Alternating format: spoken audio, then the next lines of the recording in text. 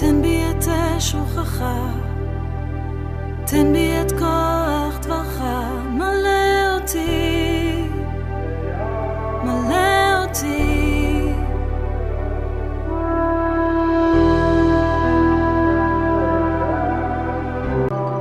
תן בי את שוכך. Ne sois pas un canal de malédiction, un canal de bénédiction. En ton nom, pardonne mes fautes, pardonne mes péchés, pardonne mes iniquités, afin que rien du mal ne puisse crier à moi les oreilles de ton peuple pour le subir. Vérifie-moi dans le sang qui crie sur l'autel suprême, le sang qui déclare de bonnes choses, des promesses. Le seul sang qui peut crier justice pour moi, sainteté pour moi, pureté pour moi, car étant racheté, délivré par Jésus. Adonai Elohim, ouvre les yeux de ton peuple, circoncis les oreilles de ton peuple, connaître, comprendre ce que l'ennemi a mis en place pour nous empêcher de te connaître, pour nous empêcher de te servir pleinement et de vivre les promesses. Venons à toi, remettons ces moments que tu saints. Au nom puissant et glorieux de ton Fils Yeshua. Reçois toute la gloire, l'honneur, la puissance et la magnificence pour Yah, Papa, éternel, notre Tout-Puissant. Merci pour la présence de tes saints anges.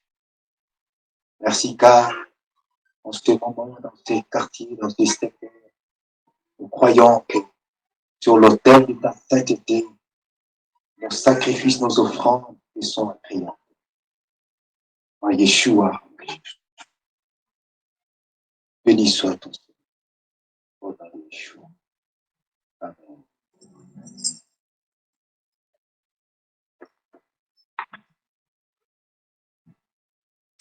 Shabbat Shalom.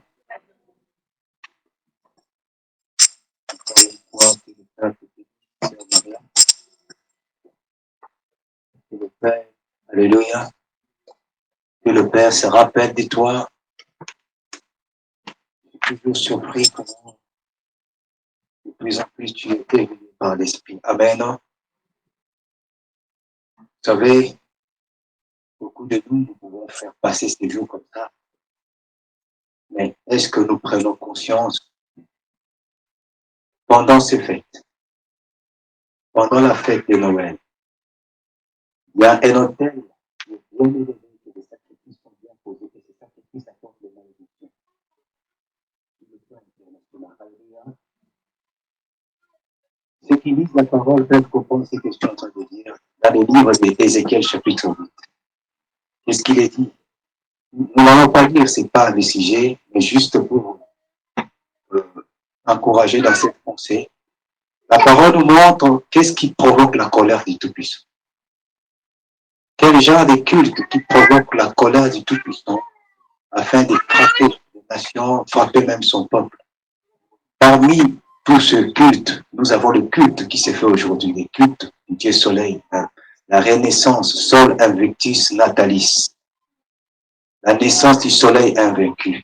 Nous savons que nous, qui sommes vraiment des Israélites, nous sommes passés de ces fêtes pour les convocations solennelles. Amen. Mais il y a nos familles. Il y a des personnes qui restent encore incrédules, rebelles, qui ont entendu la parole, mais qui veulent continuer à les célébrer. Et par amour, par compassion, la sagesse nous pousse à prier pour nos familles, que le Père le pardonne, que le Père vraiment aussi peut user des compassions à leur faveur. Amen. Que le Père exauce nos prières pour sa sainte gloire au nom de Yeshua Mashiach. Amen. J'ose croire que parmi nous, il n'y a pas de personnes qui ont célébré cette fête parce que vous avez déjà de la connaissance. J'ose croire que tu n'as pas été emporté par des esprits impurs pour aller célébrer. Si tu l'as fait, sache que tu t'es souillé parce que tu es parti célébrer un Dieu étranger. Ton sacrifice, ton offrande, tu l'as posé sur un autel abominable. Un autel qui insulte les sacrifices des Yeshua. Un autel qui insulte la présence du Saint d'Israël, le Créateur du ciel et de la terre. Amen, amen. Ok, nous voici dans notre thème, comme nous l'avons publié. Réveille-toi, toi qui dors. Le pouvoir et la puissance de l'autel et des autels. Donc nous allons parler sur ces thèmes aujourd'hui et demain. Aujourd'hui Shabbat et demain dimanche. Et puis le mercredi, nous allons prendre le temps de prier pour ces thèmes. C'est aussi un thème important. Souvent, c'est vrai que nous négligeons, nous pensons que ce n'est pas important de connaître tout ça, mais c'est important. Comme je le disais encore ce matin, des fois, quand tu pries sur quelque chose, c'est là que tu te rends compte que dès que je commence à prier sur tel sujet, les combats s'intensifient. Pourquoi? Parce que l'ennemi aime bien nous laisser dans l'ignorance. Il te laisse dans l'ignorance et que le Père commence à ouvrir tes yeux et que tu dois prier sur quelque chose. C'est là que tu te rends compte que non, l'ennemi ne voulait pas que tu touches cet aspect. Alléluia, amen. Le pouvoir et la puissance de l'autel et des autels. Donc vraiment, je prie que le Saint d'Israël puisse nous aider à bien comprendre qu'est-ce que nous voulons nous transmettre au travers de cette étude que nous allons faire pendant ces 2 jours. Je sais que souvent vous avez des questions. Si vous avez des questions, prenez les feuilles, écrivez vos questions. Laissez-moi avancer pour nous aider à comprendre encore un peu plus beaucoup de choses qui vont nous aider les jours à venir. Amen, amen. Qu'est-ce qu'un autel? Moi, je pose d'abord la question, avant même d'avancer,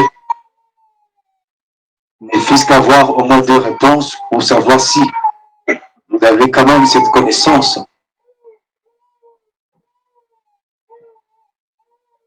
C'est moi qui vais choisir.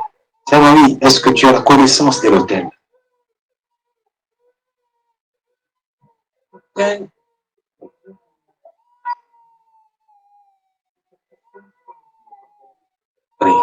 Vas-y, parle un peu fort. Stabilité, hein. Oui. C'est quelque chose qu'on peut placer pour venir prier.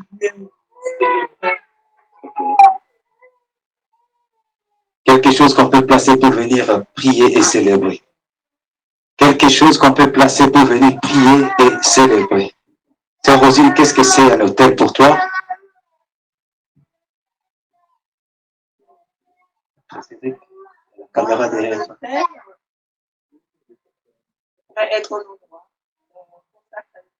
Un endroit qu'on consacre à l'Éternel.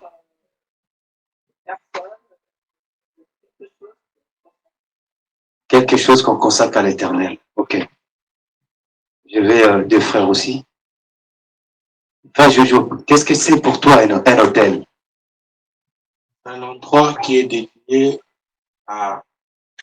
qui est consacré, dédié à faire des sacrifices ou à rendre culte à l'Éternel ou à différents autres dieux dans la nature. Amen. Vos réponses ont été bonnes. Amen. Mais la réponse du frère est très, très excellente. C'est un endroit où on consacre, on dédie pour faire des sacrifices, des offrandes. Un endroit, un lieu, comme tu l'as dit, peut-être un endroit, comme tu l'as dit, ça peut être un endroit, c'est pareil. Un autre frère, frère Benjamin,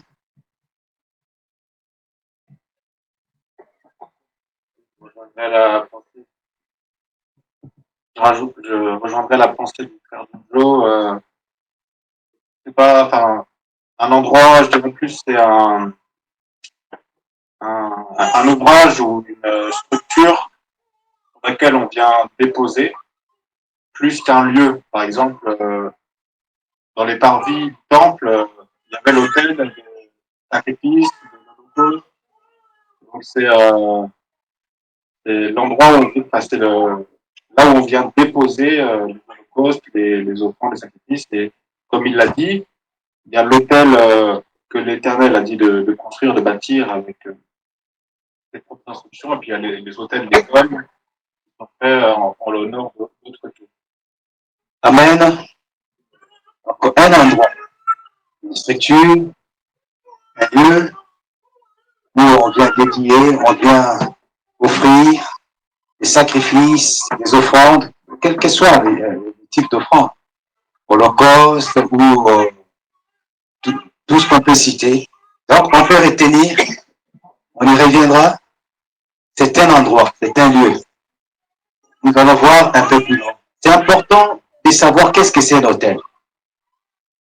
Et je pense que dans cette étude, nous allons aller un peu plus loin, sortir de la pensée seulement de l'autel, les structures de pierre, de ceci, de cela, et aller plus loin même dans notre vie, savoir où peut se trouver l'autel. Alléluia, c'est important.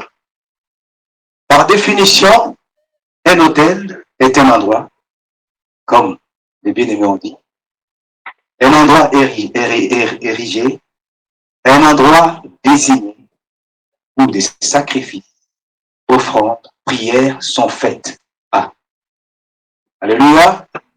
Donc c'est pareil par rapport à ce que nos frères ont dit, même nos sœurs ont dit. C'est-à-dire, quand on parle d'un autel, sachez-le, c'est un endroit qui est bien érigé, où on apporte des sacrifices, on apporte des offrandes. Ça peut être à notre Père, comme l'a dit la sœur Rosine. L'autel peut être érigé pour offrir des sacrifices à notre Père, des offrandes à notre Père, des prières à notre Père. Aujourd'hui, nous sommes dans le sacerdoce où nous offrons des sacrifices spirituels, comme l'a dit Pierre. On est d'accord? C'est-à-dire, nous offrons nos sacrifices spirituels sur l'autel que le Père a établi pour nous être agréables. Mais l'autel, comme l'a dit notre frère Jojo, les dieux en miniature, ok, les divinités. L'autel peut être érigé pour offrir aussi des offrandes, des prières, des cultes, des sacrifices aux divinités. C'est-à-dire aux dieux qui existent. Voici, suivez-moi s'il vous plaît.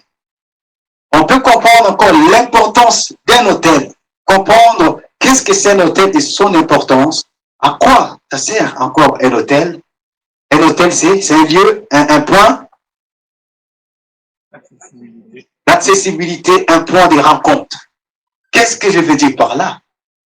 En fait, un autel établi, érigé, là où les sacrifices sont posés, donne l'accès.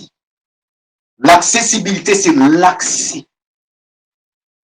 Quand le Tout-Puissant a recommandé d'établir un autel, de ramener des offrandes, c'était pour que le peuple puisse avoir l'accès au Tout-Puissant. Amen. C'est-à-dire les offrandes, comme nous le savons, le corbanotes, nous permettaient à nos ancêtres de monter, d'avoir accès au Tout-Puissant, d'avoir accès au pardon, d'avoir accès à la miséricorde du Tout-Puissant. Tout comme nous le comprenons dans l'autre sens, chaque autel est établi pour les divinités. Ça donne quoi? Ça donne l'accès aux divinités, la communion. Pour faciliter la tâche, ça permet la communion. Chaque autel permet la communion, soit envers les Tout-Puissants, soit envers les divinités. Chaque autel permet des rencontres. Les jours de Yom Kippourim, quand on tuait l'animal, on prenait le sang, on mettait sur le propitiatoire. Qu'est-ce que ça provoquait? La rencontre d'Israël avec le Saint d'Israël, où le Père pardonnait le péché de tout le peuple. Tout comme quand quelqu'un commettait un péché, ramenait son animal et que son animal était tué sur l'autel de l'Holocauste, l'autel des rats, qu'est-ce qui s'est passé? Il y avait cette rencontre que, au travers du sang, le Père pouvait pardonner cette personne. Et c'est ça aussi le rôle d'un autel. Permettre l'accès, permettre une rencontre, rencontrer une divinité ou rencontrer le Saint d'Israël, le Tout-Puissant. Voilà, un point d'accessibilité ou de rencontre avec le Tout-Puissant notre Père ou avec des divinités. Est-ce que jusque-là nous comprenons? Quelqu'un comprend que quand il y a l'autel, sur l'autel, chaque sacrifice que tu poses, chaque sacrifice, parce que nous allons comprendre plus tard que l'autel n'a pas de valeur s'il n'y a pas de sacrifice. Alléluia. Le but de l'autel, c'est de poser quoi sur l'autel? Le sacrifice. C'est-à-dire, ton autel sans le sacrifice n'a aucun valeur. Or, il y a l'autel, il y a le sacrifice, chaque sacrifice, chaque offrande que tu poses sur l'autel, tu le poses pour quelqu'un. On est bien d'accord? Tu le poses soit pour le Tout-Puissant, soit pour des divinités.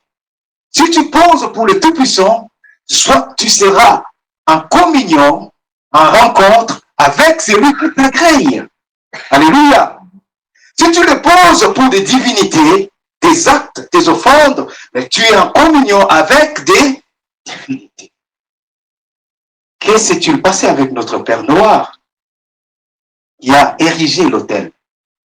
Bon, ils n'ont pas précisé l'autel, mais qui a offert des sacrifices. J'ose croire que notre Père, il avait déjà la notion de l'autel. Quand il a tué les animaux purs, après avoir quitté l'arche, qu'est-ce qui s'est passé? Avant l'arc-en-ciel, le Tout-Puissant a senti l'odeur. N'est-ce pas? L'odeur était agréable. Il a agréé. C'est-à-dire son sacrifice posé sur l'autel était agréable au Tout-Puissant et ça lui a permis d'être en communion avec le Père et le Père fera un signe de l'arc-en-ciel pour jurer, pour dire que je ne détruirai plus le monde par le déluge ou par des grandes eaux. On est bien d'accord? Dans la pensée hébraïque, quand on parle de l'autel, le mot autel dans l'hébreu moderne, c'est misbéar.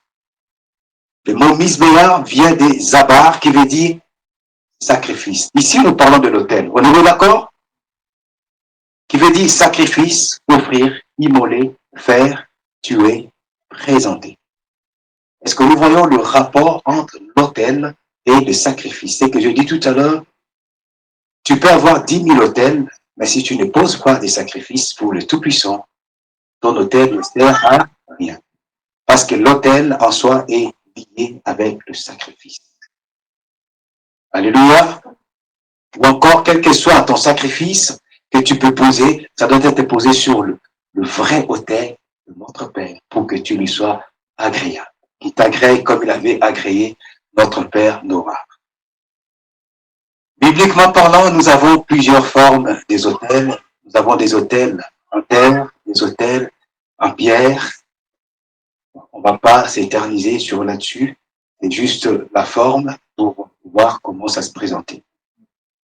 Et ici, je voulais nous présenter plusieurs autels que la Sainte Parole nous cite. Amen. Nous montrons déjà que nos ancêtres, ceux que nous appelons nos pères, ils avaient la notion de l'autel. Nous lisons Genèse chapitre 8, verset 20.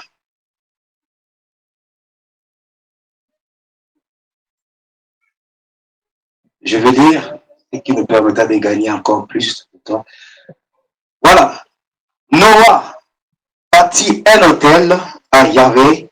Il prie, oui, il avait bâti un autel. Tout à l'heure, j'avais dit l'offrande, ok. Amen. Noah bâtit un autel à Yahvé. Il prit de toutes les bêtes pures et de tous les oiseaux purs et il offrit des holocaustes sur leur terre. Nous avons encore Genèse chapitre 3, verset 21. C'est de lui que je parlais. C'est pas précisé le terme. Genèse chapitre 3, le verset 21. Genèse 3, 21. Amen. Yahvé Elohim fit.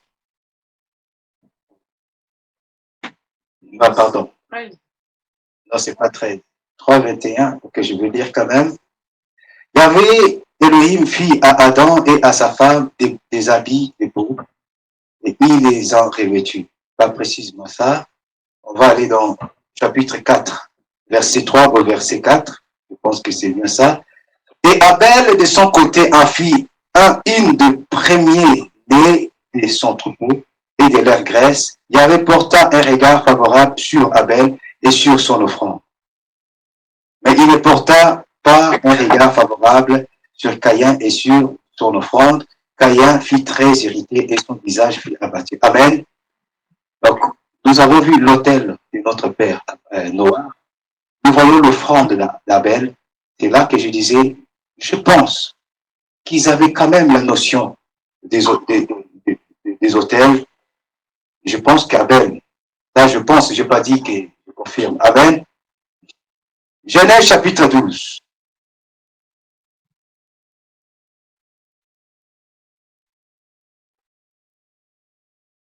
Genèse chapitre 12, le verset 7 nous dit.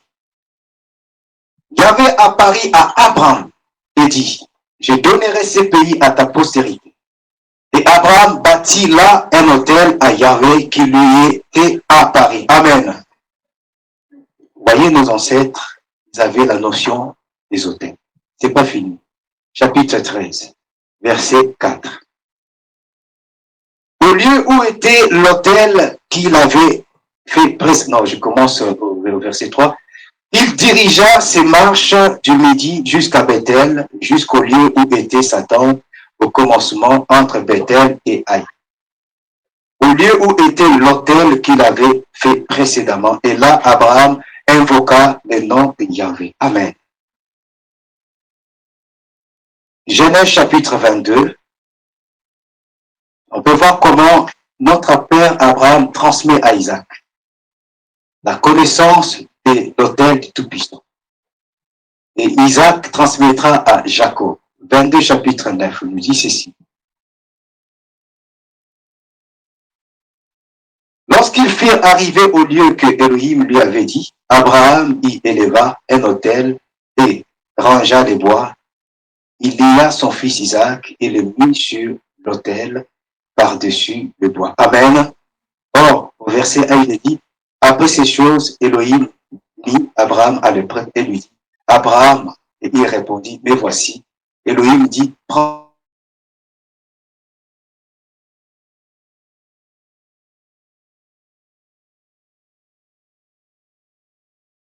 l'une des montagnes et je te dirai. Amen. Je ne sais pas, dans la version 70, il faudrait que ce fasse, tu peux le vérifier. Si, dans le premier verset, il parle de l'autel, mais à ma connaissance, il ne parle pas de l'autel, mais quand Abraham arrive sur place pour sacrifier son fils, qu'est-ce qu'il fait? Il bâtit d'abord l'autel. Amen. C'est-à-dire, dans la connaissance que le sacrifice doit être posé sur l'autel. Alléluia, amen. Amen. Il y a plusieurs passages, c'est bien aussi de le lire, parce qu'il n'y a pas que Abraham, c'est ce que je disais, Abraham, notre père, a transmis à Isaac, et Isaac va transmettre à Jacob, Israël. Ok, on est au chapitre 26. Chapitre 26, le verset 25. Amen. Voilà, il est dit, il bâtit là un autel, invoqua le nom de Yahvé, et il dressa sa tente. Et le serviteur d'Isaac y creusèrent un puits. Amen. Isaac suit le même marche de son père, bâtir des autels pour Yahvé notre père. En fait, ils avaient la connaissance que l'autel, c'est le lieu de rencontre. C'est là où le Saint d'Israël vient aussi te rencontrer. c'est le lieu d'offrande, c'est le lieu de sacrifice. Et Genèse 33. 33, verset 20. Hein? 33, verset 20, merci.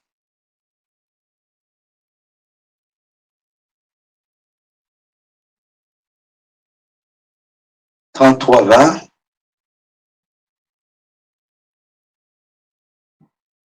Il est dit,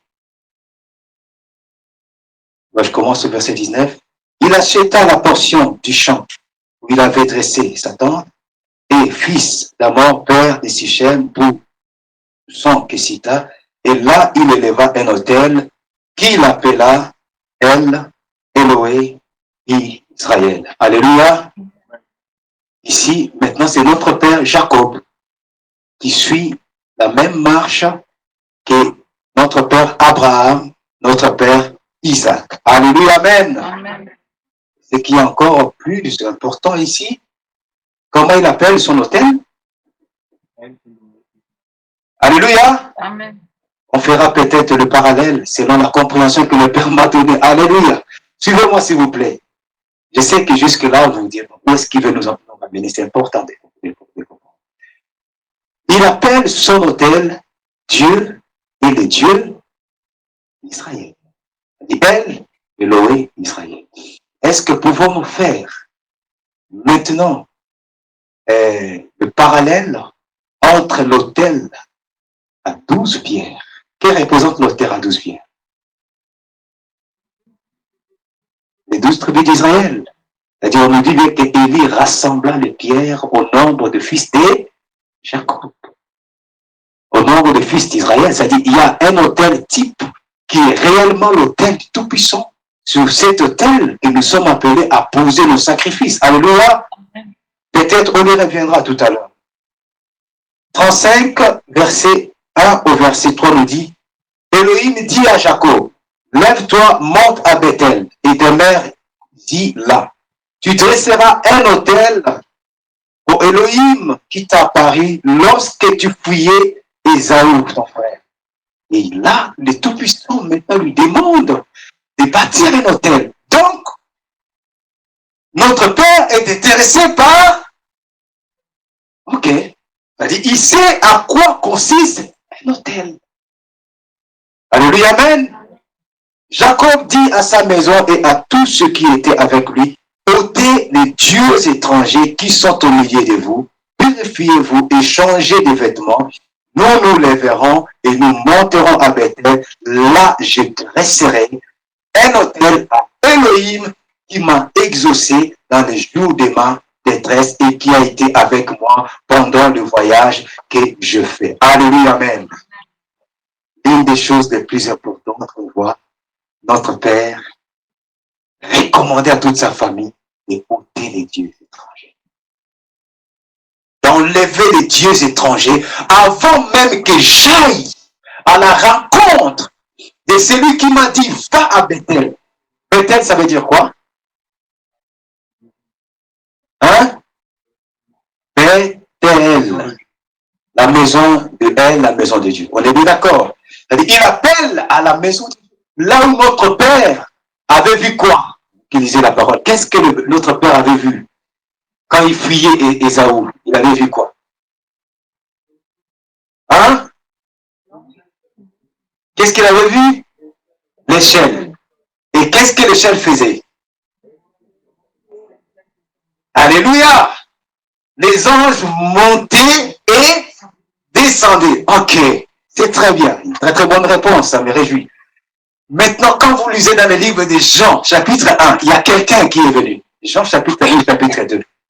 Il y a quelqu'un qui est venu du ciel. Alléluia. Il a dit à Nathanaël, si je ne me trompe pas, hein?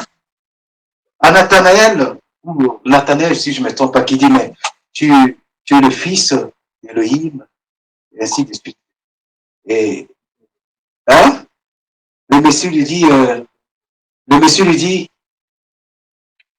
non, il faut que je lise ça. Qui peut me le dire? Je ne vais pas paraphraser en mal. Qui a déjà la Sainte Bible? Jean chapitre 2, je pense. Hein? Jean chapitre 2 ou chapitre 1 vers la fin. Oui, tu peux nous le lire, mon frère, s'il te plaît. Pour éviter de paraphraser en mal. Yeshua, je lis la parole de notre Seigneur. Amen. Yeshua, voyons venir à lui, Nathanaël. Voici vraiment un Israélite dans lequel il n'y a point de fraude. D'où me connais-tu, lui dit Nathanaël. Yeshua lui répondit, avant que Philippe t'appelât, quand tu étais sous le figuier, je t'ai vu. Nathanaël répondit et lui dit, Rabbi, tu es le fils d'Élohim, tu es le roi d'Israël. Alléluia. Oui, continue. Yeshua lui répondit. Écoutez bien ici. Yeshua lui répondit, parce que je t'ai dit que je t'ai vu sous le figuier, tu crois? Tu verras de plus grandes choses que celles-ci. Et il lui dit, en vérité, vous verrez désormais le ciel ouvert et les anges d'Élohim monter et descendre sur le Fils humain. Amen. Alléluia. Voici la réalisation de la vision de l'échelle. Désormais, ce n'est plus seulement à Bethel, mais dans le Fils de l'homme. Et le Fils de l'homme dit, si quelqu'un m'aime, il gardera ma parole, moi et le Père, nous viendrons. C'est-à-dire à nous, les anges montent au ciel et descendent au ciel. Et descendent sur nous. Alléluia, amen. Puisque nous sommes le corps du Mashiach. Nous fermons la parenthèse. C'est-à-dire, le Tout-Puissant appelle son serviteur Jacob à aller à Bethel, là où il lui avait donné la vision de l'échelle des anges qui montaient et qui descendaient. Là où Jacob avait juré, il avait dit, si tu me gardes, si tu me bénis, je te donnerai ma dîme de tout. Il dit, retourne à Bethel. Va me lever un autel à Bethel.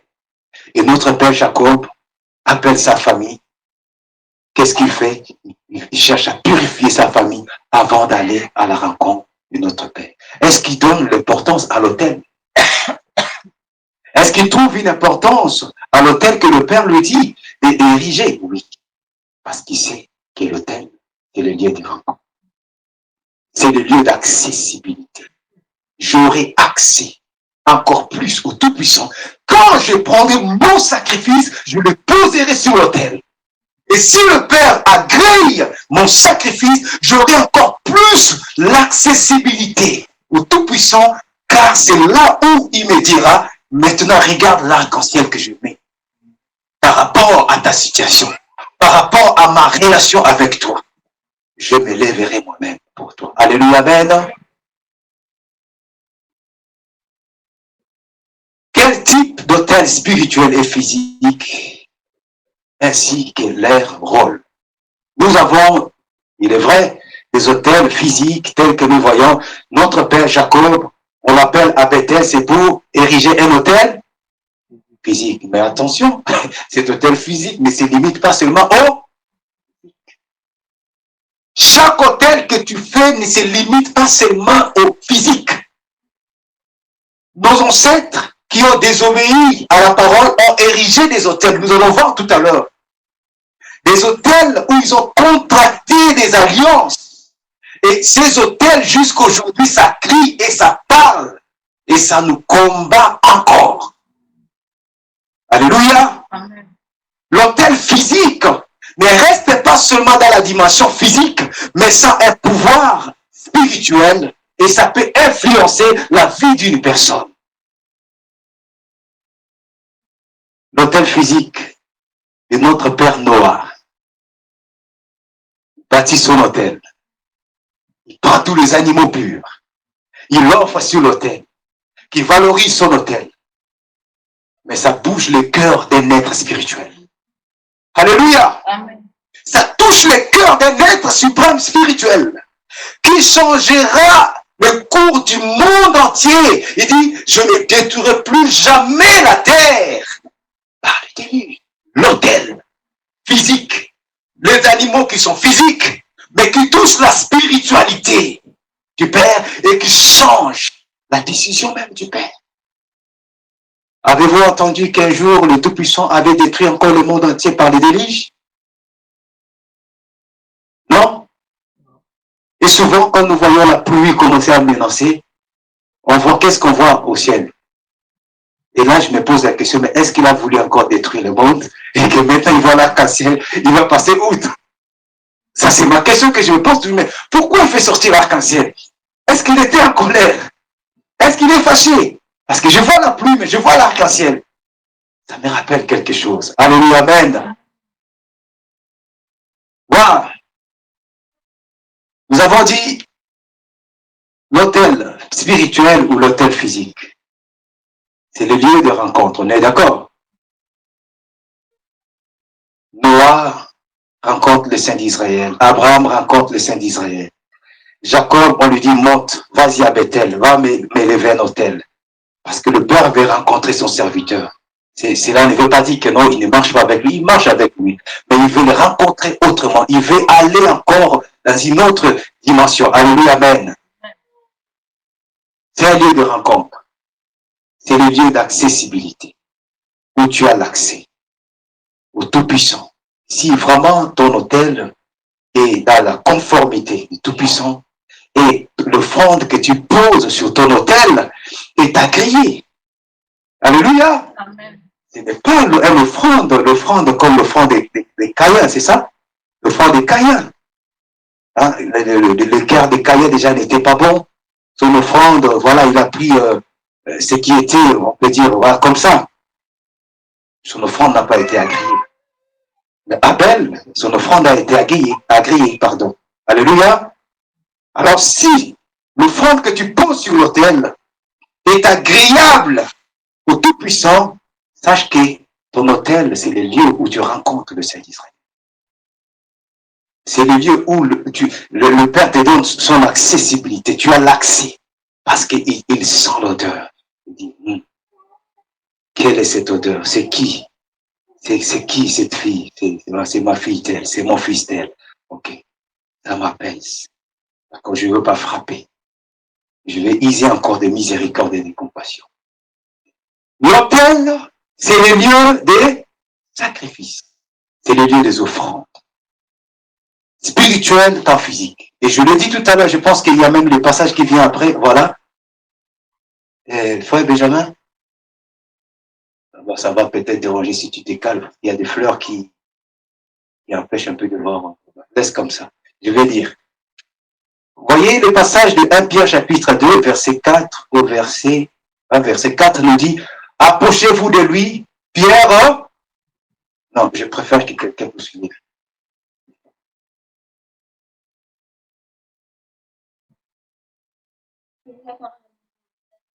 Approchez-vous de lui, Pierre vivant, rejeté par les hommes, mais choisi et précieuse devant Dieu. Et vous-même, comme les pierres vivantes, édifiez-vous pour former des œuvres spirituelles. Un sacerdoce afin d'offrir des victimes spirituelles, agréables à Dieu. Amen. Ça, c'est l'état. Il faut retenir ces passages. C'est notre état, les sacerdoces. Alléluia. Appuie sur le pouvoir.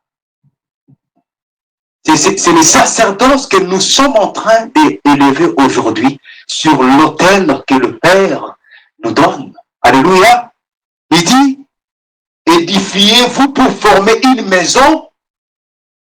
Maison quoi? C'est-à-dire, nous sommes une maison spirituelle. Nous sommes un sanctuaire spirituel. Mais laissez-moi nous dire, ce sanctuaire spirituel est connecté à quoi? Frère Bruno, tu sais, non? Hein? Amen. Le temple que nous sommes, ici sur la terre, cette maison spirituelle que nous sommes, frères et sœurs, nous sommes connectés au temple céleste. Les sacerdoces que nous sommes en train d'exercer sur la terre est relié au sacerdoce céleste. L'autel que tu utilises sur cette terre est relié à l'autel céleste où Yeshua avait présenté son sans son sacrifice. Alléluia. Nous sommes reliés au ciel. Nous sommes connectés au ciel. Et il dit, nous sommes un saint sacerdoce. C'est-à-dire, comme les Lévites exerçaient le sacerdoce, nous exerçons le sacerdoce. Toi et moi, nous sommes des sacrificateurs. On est bien d'accord? Ok. Afin d'offrir quoi? Ne soyez pas timides. Afin d'offrir? D'accord.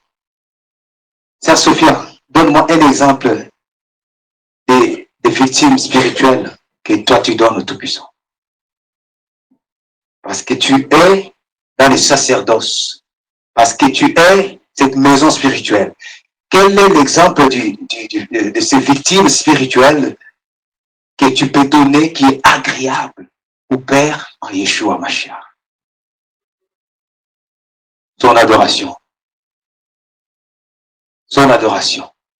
Sœur Mamie, les actions de grâce. Ça c'est lui. Louange, ok. Frère Gilles.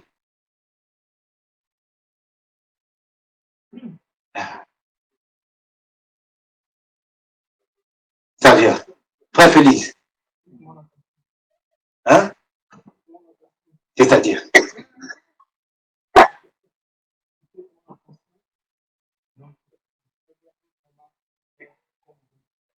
Alléluia. Alléluia. Le fait de regarder seulement le Père tel que tu dois le regarder. Pourquoi victime? Qui peut répondre? Pourquoi victime? Victime spirituelle.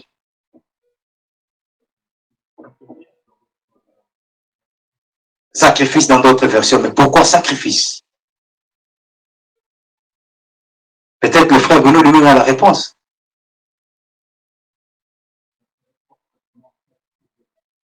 Ok. Ok. C'est-à-dire le sacrifice que faisait le Lévite, les sacrificateurs, ça devait être déjà quelque chose d'agréable. Quelque chose que le Père agrée.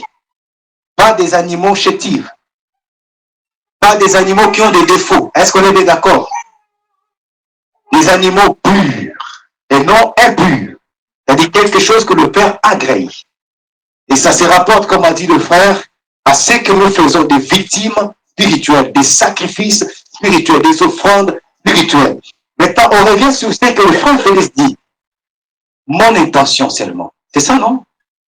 Mon intention, attention, ok. Envers le Père, c'est-à-dire considérer seulement le Père, mais quelqu'un qui considère le Père tel que le Père est, ok. Mais qu'est-ce qu'on peut voir dans la vie de cette personne? Si moi je considère que, écoutez, je vais nous aider, je considère qu'il y a notre Père, et ça, je le regarde comme ça, il est juste, je le regarde comme juste. Même quand il me frappe, je dis, mais il est juste dans les jugements. Je le regarde comme juste. Même quand il me fait attendre, je dis non, il est fidèle, il le fera. Dans cette personne qui a cette attention envers le Père, qu'est-ce qu'on peut trouver en cette personne? Il essaye, mais on trouvera quoi? Quelque chose vraiment que cette personne doit vivre. Qui a dit ça? Quelqu'un a dit ça ici. Qui a dit ça? Très bien. Alléluia! Quelqu'un qui a la passion envers le Tout-Puissant doit frémir envers le Tout-Puissant. Et la crainte du Tout-Puissant, c'est l'une des victimes spirituelles. Vous avez cité la louange, l'adoration, mais la crainte, l'obéissance. Mais est-ce que la foi est une victime spirituelle? Alléluia! Oui! Mais oui! C'est ce que le Père attend sur notre autel, sur ton autel.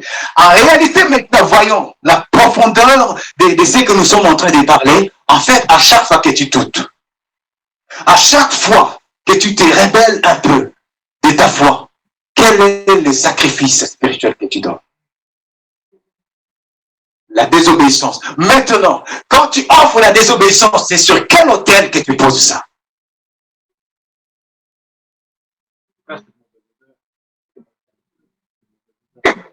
Mauvaise odeur, c'est-à-dire tu offres pour le diable, qui est la bonne odeur pour le diable. On est bien d'accord? Parce que le Père ne peut pas créer ça.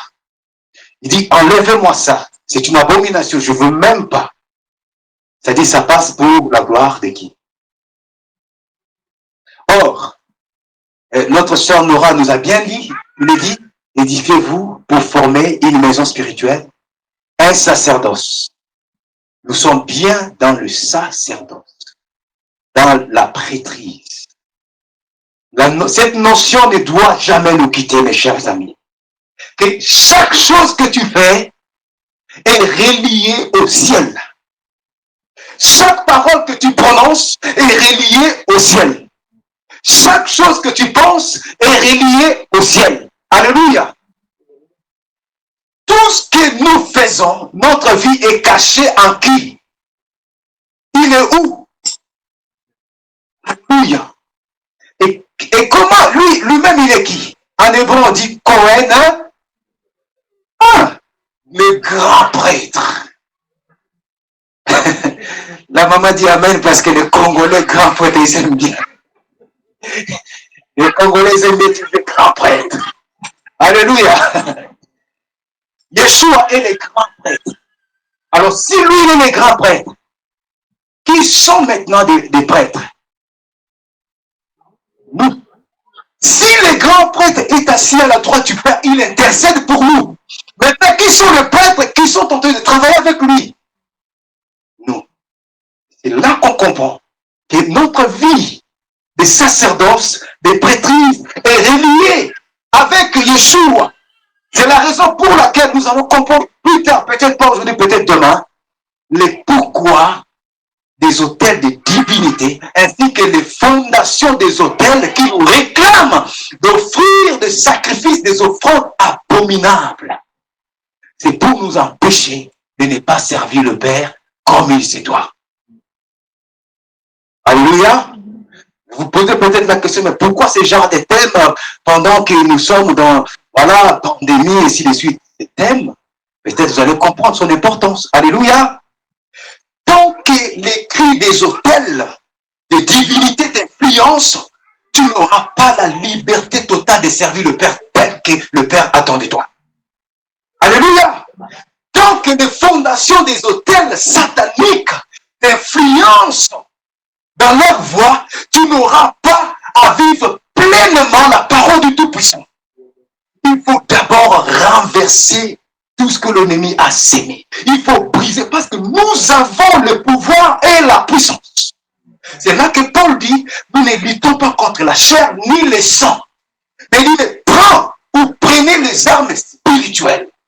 Arme-toi de l'armure de la justice, mets la vérité pour ceinture. Ne sois pas pieds nus. Mets les chaussures qui donnent le zèle de l'évangile. Pour ta tête, mets les casques du salut. Prends le bouclier de la foi et saisis le pain de l'esprit pour couper et pour détruire. Ça, c'est l'armure des soldats. On est bien d'accord. Et toutes ces réalités spirituelles sont vraies. Sont vraies. Et nous avons la capacité de déstabiliser, de détruire. Nous avons vu des personnes. Il y a une personne qui a la bonne volonté de servir le Père, mais s'est dit, mais je n'arrive pas à comprendre. À chaque fois que je prends la décision que cette fois-ci, je veux vraiment m'investir dans la parole, dès que je me mets devant la parole, je dors. Mais si j'allume la télé, je suis bien éveillé jusqu'à 4 h du matin. Dès que je me dis que je vais commencer à prier, je me mets à prier 2 minutes, je n'ai plus de mots. Quand je prends le téléphone, je suis le haut-parleur pendant 3 heures. La personne même qui était avec moi au téléphone commence à formuler. Tu peux me laisser dormir? Mais attends encore. Alléluia. Il peut y avoir la fatigue, mais souvent, l'ennemi peut empêcher. Alléluia. Amen, amen. C'est le lieu où on pose les sacrifices, les offrandes spirituelles ou physiques. Ok. Notez L'autel, c'est le lieu de la prosternation, l'adoration devant un être supérieur. Et nous croyons que quand nous nous prosternons, qui croit qu'il se prosterne devant l'autel du Tout-Puissant? Quand tu pries, que ta prière, c'est devant son sanctuaire, c'est devant son autel, en Yeshua Mashiach. Amen, amen. Il faut toujours avoir cette foi. Que c'est devant son autel, c'est devant son sanctuaire, c'est devant sa sainteté. Même si c'est un peu loin parce que je suis pas digne, mais au moins devant sa sainte présence. Amen. Oui, devant sa sainte présence. Tu avais soulevé la main tout à l'heure, tu voulais parler.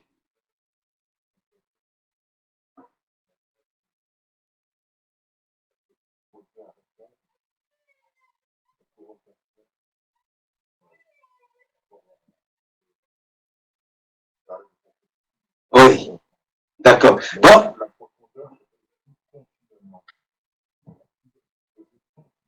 ok. Continuellement. C'est-à-dire, continuellement, je dois présenter des victimes spirituelles.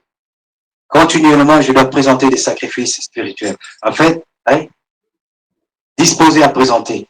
C'est même pour ça que le Père nous a appelés. C'est même pour ça que le Père nous a rachetés. C'est même pour ça que le Père nous a sauvés par les souverains sacrificateurs ou les grands prêtres. Pour que continuellement, bien que c'est difficile, mais c'est que le Père attend de nous et continuellement nous le fassions. Dans notre attention envers lui, dans notre pensée, dans notre volonté de faire, dans nos actes, ainsi de suite. L'autel, c'est le lieu où les humains entrent aussi en alliance avec le Tout-Puissant, notre Père. Et souvent, c'est dans des endroits où le Père appelle son serviteur de lui offrir, que le Père va dire, écoute, je promets ceci, je veux faire ceci, je veux faire cela. Nous nous rappelons de notre frère Abraham, l'histoire de couper les oiseaux, d'offrir les oiseaux sur l'autel, et le Tout-Puissant fera une alliance avec notre Père Abraham. Amen. L'autel, c'est le lieu de prière sainte, c'est le lieu de prière. Regardez bien, occulte aussi, pas occultisme, le lieu du fétichisme, de la magie, ainsi de suite. C'est-à-dire, ça peut aller dans tous les sens. Ça peut être des prières pour nous, pour le Père, le Saint d'Israël, mais ceux qui pratiquent l'occultisme, ceux qui pratiquent le fétichisme, la magie, la sorcellerie, eux aussi, ils ont aussi leur autel. Ils offrent aussi dans leur autel, ils ont aussi un maître, ils ont aussi un roi, ils ont aussi leur Seigneur. Nous les connaissons très bien. Amen. Là, je voulais juste nous interpeller ici. Vous avez entendu parler des lieux hantés. Qui ne connaît pas un lieu hanté? Vous connaissez tous, non? C'est des lieux où il y a vraiment l'habitation des esprits. Souvent, c'est parce qu'il y a eu des pratiques de l'occultisme ou des magies, je ne sais pas quoi. Mais ces genres de lieux deviennent directement des hôtels. Oui, des meurtres aussi. Oui.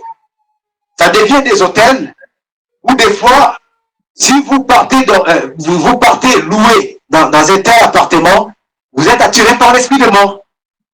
Vous êtes attiré des fois à chercher à tuer. Ou encore, si c'était de la haute magie, vous ne dormirez même pas la nuit. La nuit, quand vous dormez, vous sentez les gens qui marchent sur, je ne sais pas comment, qui bouffent les assiettes. Non, en fait, c'est une maison qui est déjà dédiée, qui est déjà hantée, ça devient un hôtel. Et je me suis dit, mais attends. Souvent, nous aussi, si nous craignons le Saint d'Israël, nos endroits de prière, c'est que, quand même si c'est physique, mais il y a quand même cette présence. Alléluia. Il doit y avoir aussi cet impact spirituel. Alléluia, amen. Bien que c'est nous la maison du Père, la maison spirituelle, mais l'huile qui coule en nous, l'esprit qui nous conduit, qui impacte aussi l'endroit, qui impacte aussi les lieux, voire même nos maisons. Nos maisons à nous doivent être les lieux des hôtels du Tout-Puissant. Alléluia. Dans un quartier, oh, ça me revient même. Nous sommes à Gerland. Quand on était arrivé ici encore, il y avait encore l'abomination de la prostitution. Elles sont parties. Elles sont encore là. Hein? Un peu plus loin. Vous voyez, ça c'est quoi? C'est un hôtel. Je nous dis que l'effet d'avoir des prostituées comme ça, c'est un hôtel diabolique. Parce qu'il y a des péchés. Il y a des péchés, dès que ces péchés sont consommés, en fait, ça amplifie la force des démons. Il y a des péchés tels que la prostitution, l'homosexualité, les avortements. Attention à vous les femmes. Ça, c'est des types de péchés spirituellement parlant. En fait, quand dans un secteur, dans un quartier où vous y allez, les jeunes filles ont l'habitude d'avorter. Encore, il y a des prostituées qui se mettent dans la rue telles que quand vous y allez vers Perrache. En fait, c'est des secteurs où les démons se manifestent puissamment. Pourquoi? Parce qu'ils se nourrissent leur force au travers de ces actes. Alléluia! C'est des hôtels que l'ennemi. Il y a la magie aussi, la haute magie, ainsi de suite. Je n'ai pas dit que les autres péchés sont moins, mais il y a des péchés qui amplifient plus la force de l'ennemi. La pédophilie, tout de même. Pourquoi, imaginez-vous, pourquoi les sorciers, les magiciens, l'occultisme, quand ils veulent monter en puissance, excusez-moi mes chers amis, on peut demander à un homme d'utiliser une femme qui voit ses menstrues. Vous savez pourquoi? Parce que là, c'est une offrande très très agréable qui est déposée sur l'autel du diable. Et ça donne la force aux démons d'agir dans un secteur, d'agir dans un quartier. En fait, prenons vraiment cette notion, gardons cette notion. Je pense que c'est écrit quelque part même que moi j'habite au riz des bons amis. Ok. Dans ces secteurs, moi, Bruno, ma maison, c'est l'autel du Saint d'Israël. C'est-à-dire, à chaque fois que je fléchis mes genoux, en fait, je peux épargner des milliers d'âmes innocents dans ces secteurs.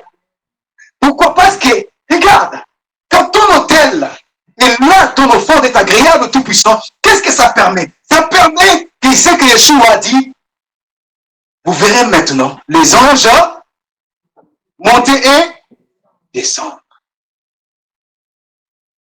Et là, la grâce du Tout-Puissant se manifeste. Nous sommes dans une région où il y a beaucoup de musulmans qui font des prières. Je n'ai pas trop la maîtrise de, voilà, ils font 5 fois la prière. Ils font 5 fois la prière. Et il me semblerait que non, des fois, ils nous maudissent. Hein, Fabien, non? Ils nous maudissent, d'accord. Tu vois pas, avant, on pouvait se dire, bon, écoute, moi, je suis déjà dans la foi. Mais aujourd'hui, je sais que non, il faut détruire ça. Il faut détruire. Si le Père te donne la connaissance quand tu pries, il détruit ses paroles, ses incantations. Je le détruis, je le rends nul sans effet parce qu'il est dit, toute malédiction, sa cause n'a pas d'effet. Alléluia. Mais pour détruire, mais tu ne vas pas détruire si sous ton autel, à toi, dans ta maison, tu offres des sacrifices qui honorent le diable et que le Saint d'Israël ne veut même pas sentir l'odeur. Est-ce qu'on est d'accord? C'est le lieu. Voilà. L'hôtel, c'est un endroit où c'est un quartier dédié aux œuvres occultes. L'homosexualité, la prostitution. Voilà, vente de drogue. Vous voyez des quartiers comme ça où la jeunesse ne peut rien faire. Ils sont devenus des dealers, des vendeurs de drogue, l'alcool, ainsi de suite. C'est des hôtels là, que l'ennemi avait posés, où la vie de la jeunesse ne peut même pas marcher. Ça peut être aussi une vie détournée en honneur du malin, devient un hôtel. Qu'est-ce que ça veut dire? Est-ce que la vie d'une personne peut devenir un hôtel? Alléluia! Non, pas un hôtel, mais est-ce que la vie d'une personne peut devenir un hôtel où le diable vient au honorer ces sacrifices. Excusez-moi, c'est les lieux de rencontre. J'ai mis un à la place des lieux. Puisque l'autel, c'est les lieux de rencontre, où est-ce que le Père nous rencontre aussi nous-mêmes personnellement? Hein, Sœur Nora, où est-ce que le Père vient te rencontrer? 1 Corinthiens chapitre 3. 1 Corinthiens chapitre 6 aussi. Votre corps est quoi? Ok. C'est-à-dire, si notre corps est le temple, directement ma vie aussi devient l'autel du Tout-Puissant. Ma vie devient l'autel du Tout-Puissant. Les lieux de rencontre du Tout-Puissant. On est bien d'accord? Les lieux d'accessibilité du Tout-Puissant. Où moi-même, sacrificateur, moi-même, offrande, et ma propre vie, le lieu de rencontre. Et là, si tu as cette connaissance, qu'est-ce que tu vas refuser? Ah, mais je refuse que les démons jouent avec moi. Alléluia! Je refuse que quand je dors, les esprits impurs de la sexualité viennent me déranger. Parce que mon corps est le lieu de rencontre. Je suis l'autel du Tout-Puissant. Je refuse que la sorcellerie de ma famille puisse m'influencer. Parce que je ne suis plus dans cette famille. J'ai le sang de l'agneau en moi. Alléluia, amen. Et mon corps, mon âme et mon esprit, maintenant mon être, est le lieu de rencontre du Saint d'Israël. Alors si j'étais encore influencé, je cherche en lui ma délivrance. Je cherche en lui ma délivrance. Comme il a dit, parle toi-même pour te justifier. Défends ta cause. Je pense sa parole. Pas par mes propres paroles. Père, si réellement ce que Yeshua a dit est vrai, parce que Yeshua a dit à son serviteur Jean de nous écrire, l'agneau a été immolé et il a racheté. Si je suis racheté, délivre-moi de cet esprit qui me tourmente. Si je suis racheté, libère-moi de cette influence. Alléluia. Si je suis racheté pour toi, pour être prêtre pour toi, donne-moi la force de renverser tout ce que l'ennemi cherche à influencer dans ma vie. Amen. Et je considère, je peux vous dire, moi-même je vais poser la question, sincèrement, jusqu'à faire cette étude, je dis, mais attends, dans la première alliance, il y avait des autels physiques, mais aujourd'hui, mais où sont les autels? La première fois que je reçois cette réponse, je dis non, je doute un peu, je dis non, est-ce que ça vient du Père? Mais en continuant à méditer, je me suis rendu compte, attends, je suis le temple du Père. Si je suis le temple du Père, c'est là que le Père vient aussi personnellement me rencontrer. C'est-à-dire, ma vie doit être d'abord un autel pour lui, et ma vie doit être aussi une offrande que j'offre sur cet autel, moi-même étant que sacrificateur. Alléluia. Amen. Est-ce que quelqu'un comprend? Mes chers amis, si nous comprenons ces trois choses, nous commencerons à refuser beaucoup de choses. Même si aujourd'hui tu ne vois pas la victoire, continue à refuser. Continue à refuser. Ta vie, ta maison, tes enfants, tout ce que tu as, doivent être des autels pour le Tout-Puissant. Un autel qui est connecté au sanctuaire du Tout-Puissant. Alléluia. Au sanctuaire du Tout-Puissant. Ok. Ah, mes yeux sont influencés à regarder toujours le femme. Ok, d'accord. Ah, j'ai des pensées toujours des hommes. Ok, d'accord. Qu'est-ce que tu dois faire? Parle toi-même pour te justifier devant le Père. Yeshua est mort. On va voir tout à l'heure que le Père soit béni en faisant cette étude. Moi-même, j'ai été béni. Il m'a inspiré une phrase, les cris de l'autel. Les cris de l'autel. Tout à l'heure, quand j'ai prié, j'ai dit ça. Qu'est-ce que c'est les cris de l'autel? Saviez-vous que chaque autel crie? Chaque autel parle. Qu'est-ce qui parle réellement? Ce n'est pas l'autel. Amen. C'est le sacrifice qui parle. C'est le sacrifice qui parle sur l'autel. Les sacrifices qu'ils ont posés sur l'autel de célibat criera toujours pour réclamer la personne. Mais il y a un sacrifice qui parle mieux que le sacrifice d'Abel. Il y a un sang qui parle plus puissant que le sang d'Abel. C'est le sang que le Père a donné en sacrifice. Et c'est le sang que le Messie a présenté sur l'autel le plus haut. Et qui crie pour toi justice. Qui crie pour toi liberté. Qui crie pour toi la délivrance. Mais rappelle au Père la puissance et l'autorité du sang de Yeshua. Alléluia, amen. Amen. Chaque domaine de ta vie. Sinon le sacrifice du Messie, c'était pourquoi? Là, mais moi, je vois que dans ma vie, je ne fais qu'échouer. Est-ce que le Messie était un sacrifice pour que tu puisses échouer? Je ne suis que rejeté. Est-ce que le Messie était sacrifié pour que tu sois rejeté?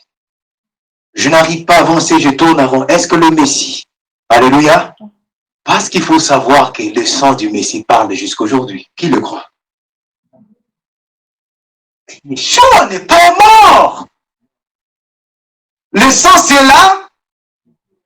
Très bien. La vie de toute chair est dans les... Qui croit que Yeshua est vivant? Et son sang est vivant. Son sang parle mieux que le sang d'Abel. Son sang crie. En fait, quand tu souffres, quand tu cries au Père de tout ton cœur, tu pleures. Tu cherches que le Père te délivre. Rappelle-toi du sang de l'agneau. Dis-toi qu'il y a le sang que le Messie a posé sur l'autel suprême. Et ce sang est mieux que le sang de nos familles. Ça parle, ça crie mieux que le sang de nos familles. Et parce que ça nous a rachetés, garde confiance jusqu'à ce que tu verras la puissance et l'autorité du sang. Mes chers amis, je vais nous témoigner un peu. Un jour, je dormais. Le Père me donne une vision pendant que je dormais. J'étais dans une maison de 2 pièces. J'étais en train de prier. Le sang de Yeshua. Le sang de Yeshua. Et qu'est-ce que je vois? Je vois des esprits impurs qui étaient dans cette maison. Ça date, cette vision. Des esprits impurs qui étaient dans cette maison. J'étais au salon pendant que je priais. L'autorité et la puissance du sang de Yeshua. L'autorité et la puissance du sang de Yeshua. Et je vois le ciel ouvert. Il y a quelque chose qui descendait du ciel en forme de boule de feu. Et c'était quoi? C'était la puissance et l'autorité du sang de Yeshua. Et dès que ça arrivait dans cette maison, je ne chassais pas les démons, mais les démons fuyaient eux-mêmes. Ils ont fui au salon. Ils sont partis dans la chambre. Rentrés dans la chambre. J'ai continué la même prière. Et ils ne pouvaient plus rien faire. Ils sont partis. Crois-tu que Yeshua est un homme comme tous les hommes? Ou tu crois que Yeshua est le fils d'Élohim, venu dans la chair, et que son sang est puissant, si puissant pour nous délivrer, pour nous libérer, parce qu'il nous a rachetés par son sang. Alléluia. Amen. Ton être, ta vie, c'est l'autel de l'Élohim suprême. Il a payé un prix par son Fils. Il y a un temps où nous souffrons, il y a un temps où le Père nous s'ouvre les yeux pour comprendre les choses et pour agir comme des sacrificateurs. Et à ces moments-là, c'est lui qui met en nous ses vouloirs de le faire pour nous libérer, pour enlever la honte, l'opprobre. Il le fait. Amen. Voilà. Pour une personne qui vit dans l'avortement, dans la masturbation, dans la gloutonnerie, vous connaissez la gloutonnerie? Qui connaît la gloutonnerie? Qui ne connaît pas la gloutonnerie? Ok.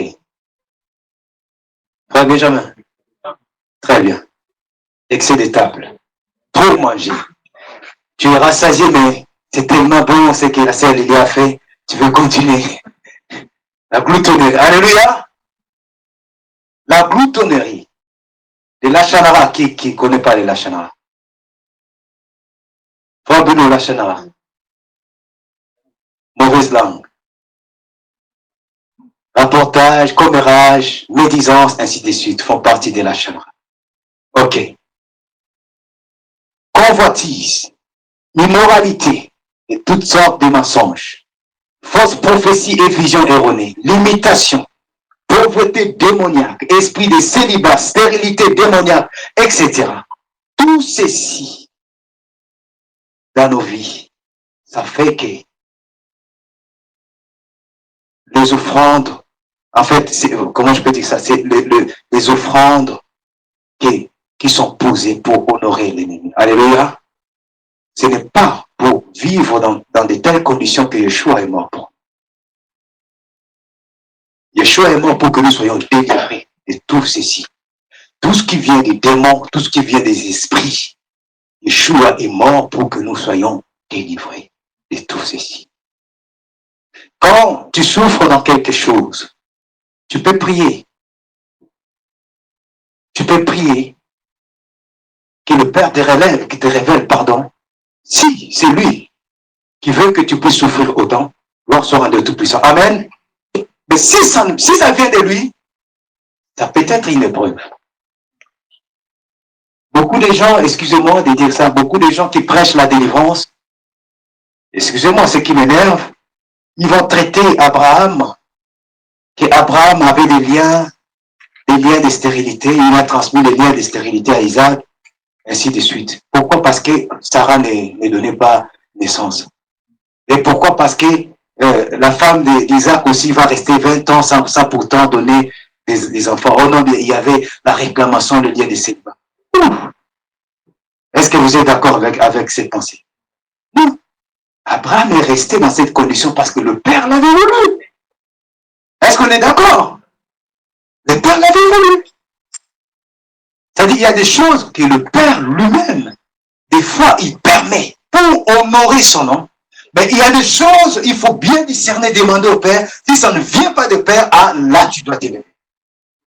Là, tu dois t'élever. Ne te dis pas que non, mais attends, j'emprunte encore la phrase de la sœur Déborah. Ah, Dieu, le Père lui-même, il sait. Non. On veut voir la merci. Jérémie, elle est là ou pas? Jérémie entre les mains du Père. Non, il y a des choses que tu dois remettre entre les mains du Père. Il y a des choses que tu dois te lever dans la prière. Alléluia. Parce qu'il y a des réalités, j'explique toujours ces deux passages. Le passage de Paul et le passage de Daniel. Je pense que vous êtes maintenant habitués avec ces deux passages. Paul, c'est-à-dire, Paul dit que non, nous avons voulu venir vous voir, surtout moi. Mais deux fois, qui nous a empêchés? Satan. C'est-à-dire, Satan peut s'élever pour chercher à t'empêcher à faire quelque chose qui honore le Père. Et là, ça devient un combat. Et Daniel, vous le savez très bien, que l'ange qui lui a été envoyé a été empêché pendant combien de jours? 60. Amen, amen. Il y a des choses qu'on doit s'élever, mes chers amis. Amen. Un couple où les enfants sont dédiés en sacrifice par des esprits peuvent devenir aussi un autel. Je pense que j'ai mal formulé. Je vais répéter. Il y a des couples où, quand la femme arrive à 3 mois de grossesse, 3 mois de grossesse, vous comprenez ce que ça veut dire? C'est-à-dire, fausse couche, fausse couche, fausse couche. Et des fois, il faut demander au Tout-Puissant pourquoi. Un petit témoignage avec beaucoup d'humilité. On a eu du mal à avoir des enfants dans notre couple. Mais le problème, ce n'était pas mon épouse, c'était moi. Pourquoi? Le Père me l'avait révélé. Avant même que je sois marié, mes enfants ont été déchiquetés, tués. Vous allez me croire, ou peut-être vous n'allez pas me croire. Le Père me l'avait révélé. Et je l'ai vu. Je l'ai vu comment on a eu des difficultés d'avoir les enfants insultés, humiliés. Jusqu'un jour, le Père a permis que quelque chose se passe. Et c'est quelque chose m'avait attristé et m'avait poussé à être révolté, à pas aller gêner, pas aller prier, mais à déclarer une parole à une personne en lui disant que l'année prochaine ne finira pas. Si le Dieu que je sers est vivant, vous verrez un enfant. Alléluia. Et l'année 2017, un enfant était né. Amen. Et on l'a appelé Anaïa. C'est-à-dire, Yah a répondu. Yah a répondu à qui? À eux. Alléluia. C'est juste pour nous ramener à comprendre que non, il y a des choses que tu dois demander au Père. 3 fois, fausse couche. 4 fois, fausse couche. Je reste entre les mains du Père. Non. Prie aussi que le Père te révèle. Peut-être il y a quelque chose. Cette maladie, ça revient toujours. Ça revient toujours. Cet échec, ça revient toujours. Ça revient toujours. On ne prend pas ça comme si c'est quelque chose de normal. Je ne veux pas nous décourager. Amen. Mais c'est pour nous pousser. Ce n'est pas parce que tu as Yeshua, le combat est fini. Non. Tu seras encore plus combattu. Je n'ai pas dit que tu es démonisé. Non, je ne dirai jamais ça. Que quelqu'un qui croit à Yeshua soit démonisé. Non. Mais quelqu'un qui a Yeshua peut être influencé. Merci mon frère. Oppressé. C'est ce qu'on appelle l'oppression démoniaque. Et il faut t'élever. Alléluia, amen. C'est-à-dire, si dans ton foyer, il y a des choses qui se répètent, des fois, il faut demander au Père. Si dans ta vie, il y a des choses qui se... On verra, peut-être pas aujourd'hui, peut-être demain, peut-être on n'aura pas aussi le temps demain, je ne sais pas. Le Père m'a appris sur le fondement, les fondations, que les démons qui oppressent nos vies peuvent fonder même dans la vie d'une personne. Alors, si tu n'es plus fondé sur ces fondations, ok, tu t'en es sorti, mais il y aura des réclamations. C'est-à-dire, ces fondations vont te réclamer, mais attends. Mais nous, on était habitués avec lui dans la convoitise. Mais maintenant, on ne voit plus la convoitise dans sa vie. Il commence à te réclamer. Il commence à te réclamer dans la pauvreté. Il commence à te réclamer dans la maladie chronique. Et des fois, tu as l'oppression démoniaque. Les esprits impurs qui veulent t'oppresser pour te faire retourner. Il faut savoir prier et briser tout ceci. Amen. Amen. Ah, oui.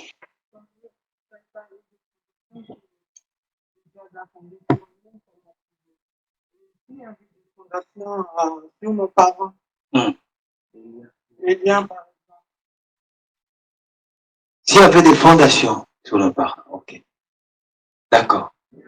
Je pense que nous allons en parler tout à l'heure. Je ne sais pas si on aura le temps. Ça se trouve quelque part ici. Bon. Nos parents ont posé des actes. Ces actes ont contracté des alliances. On est bien d'accord? Et ça laisse des fois des fondations maléfiques. Ce qu'on appelle fondations maléfiques. Et des fois, on est dans la foi. On est dans la foi, mais on subit l'oppression démoniaque, c'est-à-dire par des réclamations. Je donne un exemple. Ok. Je suis né dans une famille où la personne ne s'est mariée pas. Je suis né dans une famille. Donc là, tu comprends d'où ça vient. Ok. Tu comprends d'où ça vient. Dans une famille où les gens ne se mariaient pas. Et je vis de mes propres yeux, personne ne s'est marié jusqu'à ce petit homme que tu vois devant toi. C'est bizarre, non? Mais, ça dit, c'était une fondation familiale. Je suis rentré dans le ministère avec le vouloir de me marier, mais ça ne marchait pas. Et je ne savais pas le pourquoi. Jusqu'au jour où le Père me révèle ce que je vous dis aujourd'hui. Que tu étais né dans cette famille où personne ne pouvait se marier. En fait, vous avez été vendu au Seigneur. Mais moi, je te servais déjà. Je suis dans la foi. Mais non, me servais, mais il y a cette influence qui était sur toi. Voilà pourquoi tu n'arrivais pas à te marier. Et qu'est-ce que je devais faire? Je devais me conformer à lui dans la prière, qu'il puisse m'apprendre comment détruire ces liens, briser ces fondements. Et je le fais. Et quand je le fais, le pouvoir de Yeshua m'a saisi. Je suis libre, je suis marié, pas seulement moi, mais mes frères, mes sœurs, qui ne se mariaient pas aujourd'hui, il y a les mariages dans la famille. Et là, je préfère te le dire. C'est pour ça que j'ai dit aujourd'hui, je suis un témoin vivant. Je peux témoigner Yeshua dans une réalité que j'ai vécue moi-même. Est-ce qu'on est bien d'accord, n'est-ce pas? C'est-à-dire, ces fondations que tu parles, ce n'est pas que non, elles sont plus fortes, plus puissantes que nous. Non. En fait, ça nous attire ce qu'on appelle un combat.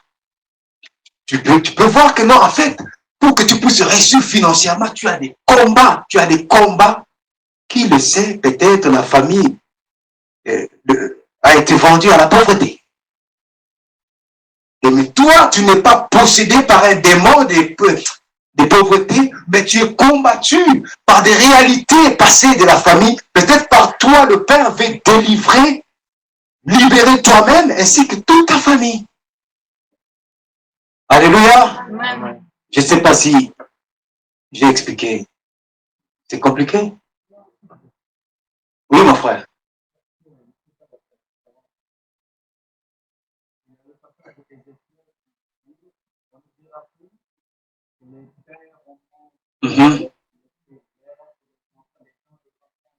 Agacé. Oui. Ça rappelle de la référence. Donc, c'était la prophétie comme quoi, effectivement, il y a un moment, il y avait la promesse des malédictions. Allez, de toute façon, il y avait un moyen d'être levé de ces malédictions. À travers, effectivement.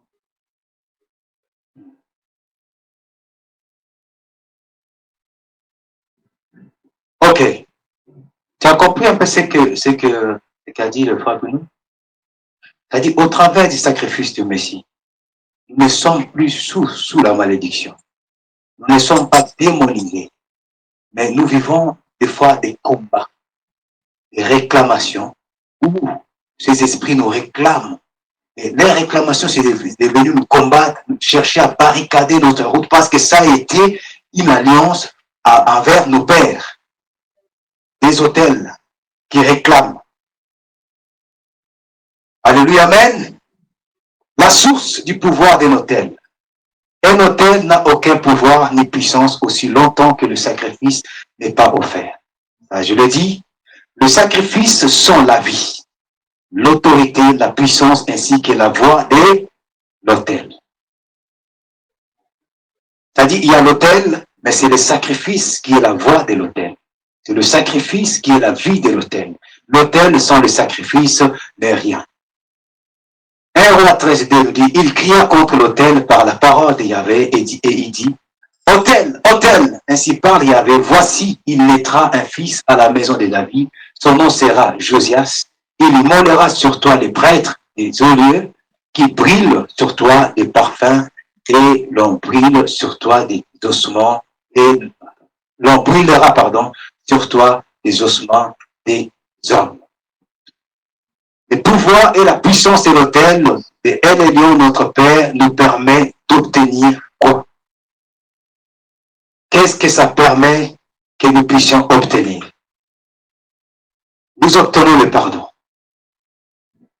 Nous obtenons la grâce.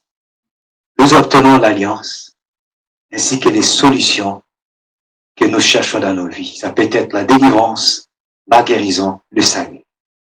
C'est ce que je disais tout à l'heure. Cet autel, nous avons un sacrifice qui a été posé, n'est-ce pas? Le sacrifice de qui? De Yeshua. Et ces sacrifices sur cet autel, voyez, un autel n'a aucun pouvoir ni puissance aussi longtemps que le sacrifice n'est pas faire. Puisque le sang a été offert sur cet autel du Tout-Puissant, et ça nous donne le pouvoir d'obtenir le pardon par Yeshua, la grâce, l'alliance, les solutions. Par contre, les autels des divinités nous octroient toutes les malédictions possibles ainsi que la mort. C'est ce que la sœur Mamie, tu demandais tout à l'heure. Nos pères, ce qu'ils ont fait, ce qu'ils ont contracté, ça a apporté la malédiction. Nous sommes en Yeshua, nous sommes justifiés en Yeshua. Mais on se retrouve des fois combattus, des fois influencés par des erreurs que nos ancêtres ont pu faire. Ce n'est pas que nous sommes fondés, nous sommes possédés, non. Mais ces fondements, ces fondations nous réclament de vivre comme nos pères. Et ça devient un combat. Nous avons la force, comme je le disais, de détruire et de renverser. Note importante, l'autel est vérifié par le sacrifice vivant qui est offert.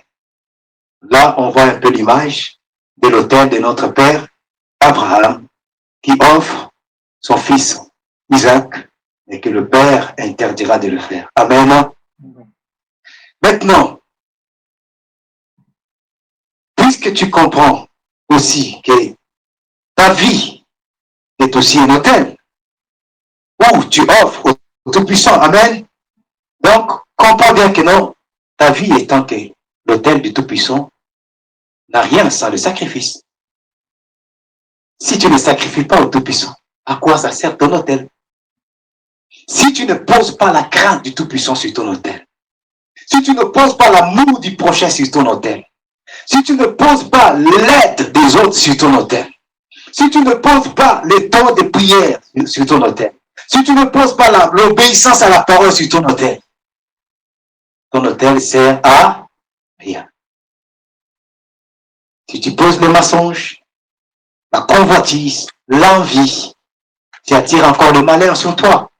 Parce que tu seras encore influencé par les autels qu'ont bâtis nos pères. Parce que tu ouvres une porte. On est bien d'accord? Oui. Tu es délivré, tu es libéré. Mais voilà, voilà vivre encore dans, comment je peux dire, dans le mensonge, dans la convoitise, volontairement. Mais tu ouvres une porte. Des influences externes vont venir encore t'influencer. Alléluia, amen. Voilà la notion du sacrifice. Quand nous disons que nous devenons, je deviens moi-même un autel. Avant de chercher même la délivrance, qu'est-ce que tu cherches comme délivrance? Je ne sais pas. Quelle est la chose même qui te dérange? Cette chose qui te dérange, le Tout-Puissant est capable de t'en délivrer. Amen.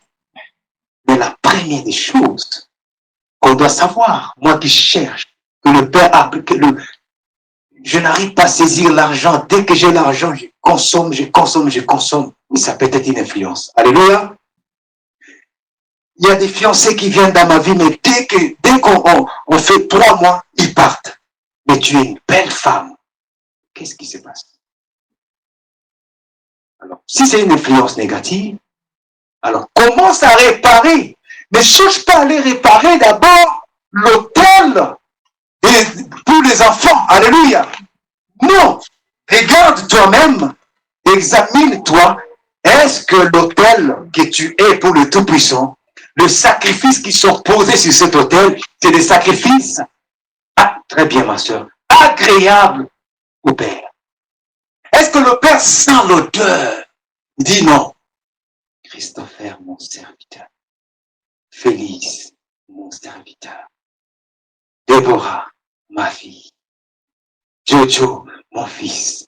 Je suis fier de toi. Et toi, Satan, as-tu vu mon fils, Cédric? Il est droit, zélé, rapidement pour toi. Qu'est-ce qui va pousser le Père à parler comme ça? Parce que sur ton autel que tu es, tu poses les actes pour être droit, zélé et amour pour lui. Et la parole nous dit La joie de Yah, notre Père, c'est notre force. Et la force n'est pas seulement la force physique, mais quand il dit que c'est notre force, c'est aussi la force financière. Alléluia. C'est aussi la force d'avoir des enfants si tu ne les as pas. C'est aussi la force de prospérer à tous égards. Parce que tu fais la joie de son cœur. Noah, notre Père, a fait la joie de son cœur. Il dit, je ne détruirai plus le monde avec le déni. Alléluia. Amen. Tu es l'autel, le temple du Tout-Puissant. Quel est le sacrifice que tu poses chaque jour, continuellement, sur ton autel?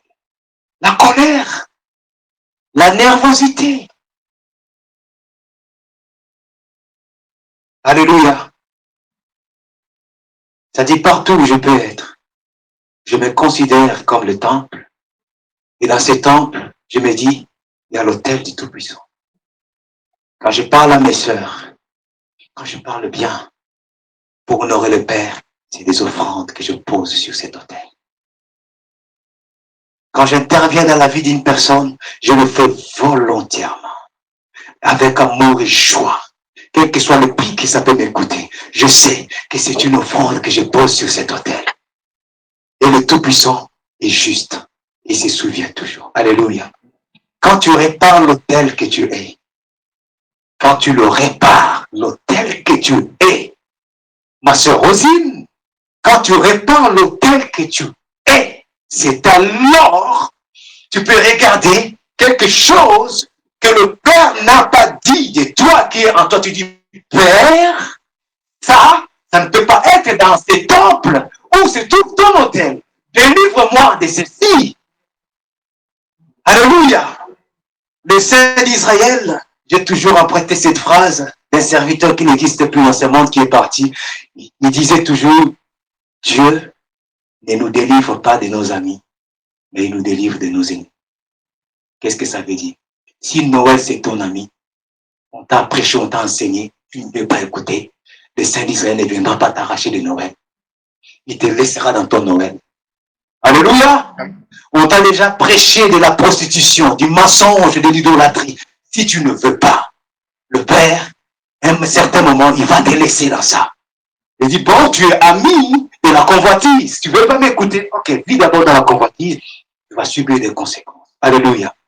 Mais quand le péché commence à devenir tes ennemis, là, je ne dis pas que non, tu ne pêches plus. Nous tombons tous tantôt d'une manière, tantôt d'une autre. On est bien d'accord? Mais au moins, dans ton cœur, tu sais que non, je n'aime pas le péché. Je ne veux pas vivre dans le péché. Je tombe 7 fois, je dois me relever 7 fois. Mais si dans ton cœur, tu aimes haïr les gens, tu sais que non, mais je hais cette sœur grave. Et tu te contentes, oui, moi, j'ai la haine contre cette sœur. Là, le Père, il voit que non, ça devient ta vie. Tu aimes la haine. Et tu prends cette haine, tu poses sur l'autel et le diable est glorifié. Est-ce que je me fais comprendre? Ma vie à moi, ma maison à moi, mon foyer doit être l'autel. Là où quand le Saint d'Israël voit ta femme, voit tes enfants, il se réjouit, dit, ok, j'ai encore une famille. J'ai encore une famille. J'imagine, excusez-moi de faire un long discours, les jours de l'étude. J'imagine quand le Saint d'Israël regardait notre père Abraham. Il dit, Abraham. Il regarde Sarah. Sarah, ma servante. Il s'est réjoui. Et ça, c'est ma famille. Ça, c'est ma famille. Il dit, ok, Abraham, réveille-toi, mon fils. Va me donner Isaac. Oui, Isaac. Penses-tu que le Père peut te demander ton Isaac aujourd'hui? Alléluia. Nous, soyons sincères. Soyons vraiment sincères. Dans ce monde matérialisé, pensons-nous vraiment. Vous savez, je vois les gens qui envoient des messages, des fois, excusez-moi, ces faibles termes, ça m'énerve. Que Dieu me donne le cœur de David pour louer, qui me donne le cœur de Moïse pour conduire, qui me donne le cœur de Job. Tiens, Job, qui te donne le cœur de Job, Tu veux bien les cœurs des gens. Tu seras prêt à perdre ta femme, si tu es une femme, à perdre ton mari, tes enfants, tes richesses, et de ne pas maudire les saints d'Israël. Pas 2 jours, pas 1 mois, pas 1 année. Des fois, on fait des prières, on ne se rend pas compte. Mais ces gens, tels que Job, c'est une personne, excusez-moi d'expliquer avec mes paroles, c'est une personne qui se disait, je suis le temple de Yah, et son autel est à moi. C'est-à-dire, tout ce qu'il a pris, il m'a donné tout ça, il a permis que ça puisse partir, je dois l'honorer toujours. Et ses amis sont venus, mais non, tu as fait ceci, tu as fait cela, mais Dieu est juste. Comment il peut te frapper comme ça, si tu es vraiment juste? Mais nous connaissons la fin de l'histoire. Le Saint d'Israël dira aux amis de Job, allez chez cet homme, il va prier pour. Alléluia, amen. Cherche la délivrance, cherche la prospérité, cherche l'épanouissement. Quelqu'un a dit sacrifice, c'est qui? Très bien, mon frère. Tu es sacrificateur, deviens un sacrifice sur ton propre autel. Retenons ça. Tu es sacrificateur, deviens sacrifice sur ton propre autel. Mon frère, je ne sais pas si c'était la pensée, mon frère Bruno, quand tu disais, c'était écrit quoi la version? Victime. C'est quelque chose qui est mort, qui ne vit plus. Quand tu es victime, sacrifice, tu es mort. Tu es posé sur l'autel. Tu ne t'agites plus. Tu n'as plus de bras qui bougent. Tu ne réagis plus. Oh! Dans cette génération de femmes et de hommes, nous sommes dans la Torah? Oui, nous le sommes dans la Torah. Mais sommes-nous réellement des sacrifices à poser sur notre propre autel? Es-tu réellement des sacrifices morts et non vivants à poser sur cet autel?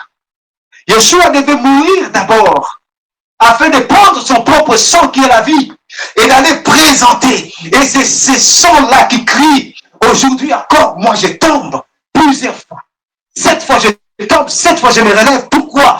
Parce que le sang de quelqu'un qui a souffert, qui a enduré, qui a accepté, prie pour moi, et le Père agrée. Alléluia. Yeshua est le modèle. Qui, si tu deviens sacrifice, je nous ai dit, des années, je suis resté dans le ministère, on appelait cet homme docteur, il enseignait, il priait pour les gens recevaient, mais lui-même, il avait quelque chose qui le dérangeait. Il souffrait. Mais le Père a vu quand même que je me forçais à être sacrifice. Un jour, il est venu me relever. Et il m'a révélé. Il dit, regarde ça, plus pour ça, plus pour ça. Et quand j'ai prié, j'ai vu la main du Tout-Puissant. Et j'ai vu la fidélité du Tout-Puissant. Il est fidèle. L'autel, le sacrifice sur l'autel, c'est ça qui donne la vie. C'est ça, les cris de l'autel. Amen, amen. Gloire soit à Dieu, à notre Père qui est aux cieux. Je ne me complique pas. Est-ce que jusque-là, ça va? Amen. Ok. Apocalypse nous dit, il a fait d'eux un royaume, dans d'autres versions de rois et de sacrificateurs.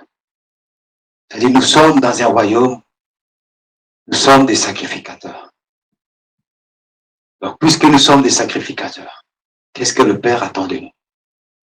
À propos de l'autel, du sacrifice. Qu'est-ce que le Père attend de nous? Que nous puissions sacrifier aussi tout ce qui est en nous, sur cet autel. Offrez-vous comme sacrifice, hein? Ok. Comme un sacrifice vivant. Or, dans l'idée des sacrifices ou des offrandes, corban, qui vient des Carabes, en fait, les offrandes ou les sacrifices, ça nous permet de venir près d'eux, s'approcher d'eux, entrer dans. Ça dit, vous voyez, chaque offrande, ça permettait de s'approcher du Tout-Puissant, de se rapprocher du Tout-Puissant. En fait, quand je m'offre sur mon autel, même comme un sacrifice, pour dire que la vérité, pour continuer à supporter, à pardonner, à aimer, pour avoir la vie de l'obéissance et la parole, la vie de prière, exactement. C'est un corban qui me rapproche du Tout-Puissant. Amen. Et puisque ça me rapproche du Tout-Puissant, s'il y a d'autres domaines de ma vie qui restent encore influencés, qu'est-ce que le Père fait? C'est ce que je dis tout à l'heure. Si même tu es dans l'ignorance, il viendra te révéler. On est d'accord, n'est-ce pas? Il te révélera ça. Note, elle est une réalité spirituelle puissante d'être réclamée par l'autel où on offrait à l'ennemi des louanges par ignorance ou par connaissance, étant prêtre, revêtu des vêtements de prêtrise par désobéissance à la parole de Yah, notre Dieu, ou étant offrande par pauvreté, échec, limitation, tout ce qui est cité. Quant à nous, nous nous offrons sur un autel dans un sanctuaire les plus parfaits. On est d'accord, n'est-ce pas? Devenus nous-mêmes des sacrifices. Des sacrifices et considérant tout notre être comme un lieu d'accessibilité ou de rencontre autel, c'est ce que j'ai dit tout à l'heure, avec Yah éternel notre Père, en connexion au sanctuaire et au culte céleste. Amen. Tout ce que je dis, on peut voir le résumé ici. Je ne suis pas en dehors de la parole. Hébreux 9, 23 nous dit, ces objets, c'est-à-dire les autels, le ceci, le cela, qui représentaient des réalités célestes, on est d'accord, n'est-ce pas? Devaient donc être purifiés de cette manière-là. Il fallait de même que la réalité céleste le soit.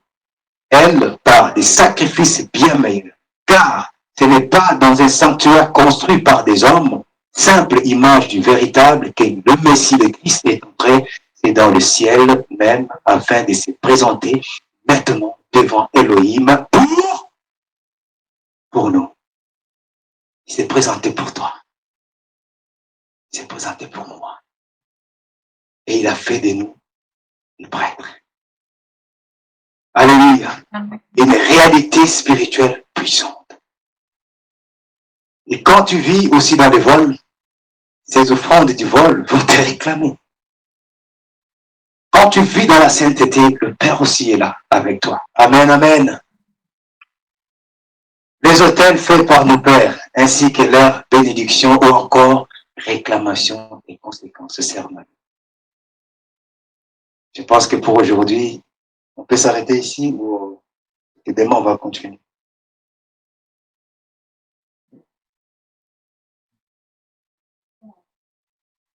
On s'arrête ici? On s'arrête ici?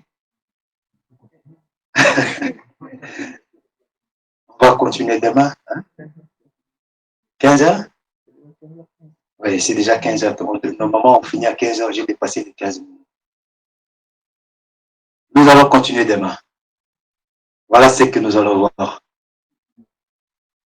Père Mamie, donc ça va encore te parler. Nos ancêtres rebelles et nous-mêmes, voilà ce que nous avons fait. Donc, je nous invite à venir demain pour voir tout ça. Amen, amen. Amen. Et donc, on s'arrête ici. Je nous demande juste de prier. Les autels faits par nos pères ainsi que leur bénédiction. Pourquoi bénédiction? Très bien. On va voir que les autels, par exemple, Noah, Abraham, Noah, ça nous a apporté une bénédiction, n'est-ce pas? C'est-à-dire, les eaux ne peuvent plus détruire le monde. C'est une bénédiction. Les autels d'Abraham, c'est une bénédiction. Et on verra que, en fait, ça nous projetait déjà à Yeshua. Ok, nous allons prier pour clôturer ces moments. Pendant que notre sœur Sylvie va prendre le panier pour les offrandes. Père, nous te bénissons, nous te glorifions, nous te disons. Honneur, puissance, magnificence à toi seul. Adonai, donne pardonner encore nos fautes, péchés, qui a fait de nous des temples. Et sur nous-mêmes, nous voulons offrir des sacrifices. Fais de nous réellement des sacrifices pour offrir sur cet autel des grâces. Aide-nous à comprendre ta parole. Nous voulons être délivrés. C'est notre temps d'être délivrés du mal. Yeshua dit, quand vous priez, dites, délivre-nous du mal, ne nous soumets pas à la tentation. Délivre-nous de toutes sortes de mal qui peut se cacher en nous. Le mal que nous ignorons. S'il te plaît, spirituel, physique et matériel. Nous attendons à toi, car toi seul es fidèle. Délivre ton peuple, tes filles, tes fils. Sois délivrés. Que nous soyons des hommes, que nous soyons des femmes libres, vivants, puissants pour toi. Nous te bénissons, Adonai. Nous te glorifions pour cette première partie et remettons encore la suite de demain dans tes saintes mains. Donne-nous la force de venir et donne-nous la force de comprendre ces réalités. Surtout que nous prenons conscience de ce que nous sommes. Nous ne sommes pas des balayures, des démons. Nous ne sommes pas, Père Tout-Puissant, des déchets que les esprits impurs doivent jouer avec nous. Mais nous sommes des fils et des filles du royaume. Car quelqu'un a payé un prix. Et son sang crie encore aujourd'hui sur l'autel de ta sainteté pour nous. Que cette réalité, alléluia, nous monte dans le cœur. Et nous soyons des personnes qui déclarent ta parole face aux situations de ce monde. Et que nous gardons la foi pour voir la puissance de ton souffle sacré agir dans chaque problème. Et que nous puissions te rester fidèles, obéissants. Oui, Père. Car si ces esprits se lèvent pour nous empêcher de ne pas te connaître, de ne pas te servir comme il faut, et de ne pas vivre pleinement tes promesses, mais nous déclarons au nom de Yeshua qu'avec toi nous ferons des exploits. Tu écrases et tu écraseras nos ennemis. D'autres maîtres ont dominé sur nous, comme a dit Esaïe. Et maintenant, nous t'appelons le maître de l'univers, notre Père, et de ramener ton règne au nom de Yeshua. Béni soit ton Seigneur. Alléluia. Amen. Amen. Alléluia. Amen. Alléluia. Amen.